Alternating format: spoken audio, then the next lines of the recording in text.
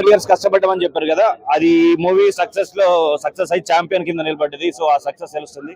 So hill B a super star and this movie will be a block buster movie. నేను యాక్చువల్గా shooting చేసేటప్పుడు అదే అన్న, brother ఈ సినిమా కొడితే నిన్ను ఆపేటోళ్ళు లేరు, no one can stop you, you will just rule Tollywood అని చెప్పి ఆ రోజు చెప్పాను. కొట్టాము, గట్టిగా కొట్టాము. And thank you so much. Please media support చేయండి. మూవీ చాలా బాగుంది. అందరూ రండి, అందరూ చూడండి. ఇది కంప్లీట్ ఫ్యామిలీ ఓరియంటెడ్ అండ్ అందరూ చూడదగ్గ మూవీ. అందరూ చూడండి. చాలా బాగా యాక్ట్ చేశాడు.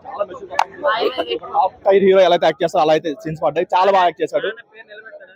నాన్న మించింది కొడుకుతాడు. ఆ లెవెల్ అయితే చేసుకున్నాడు. ఎక్స్ట్రాడినరీ అన్న.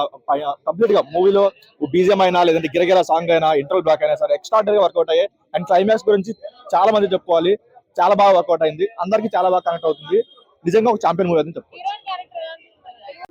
మూవీ అయితే ఒక మనకు జరిగిన స్టోరీని, రియల్ ఇన్సిడెంట్ ని, ఒక ఫిక్షన్ క్యారెక్టర్ ని మైగ్రేట్ చేసి బాగా చూపించారు, మింగిల్ చేసి బాగా చూపించారు.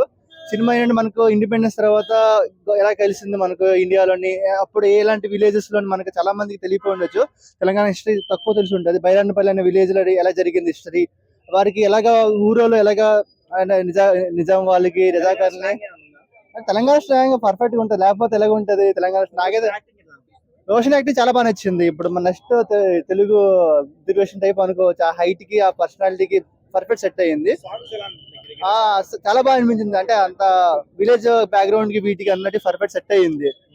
ఫస్ట్ సినిమా డైరెక్టర్ కూడా బాగా చేశాడు. మొత్తం ఇన్సిడెంట్స్ గురించి, ఆ రియల్ ఇన్సిడెంట్ ఏ విధంగా చేశారు, ఊరోళ్ళు ఏ విధంగా అంటే యుద్ధంలో పాల్గొన్నారు.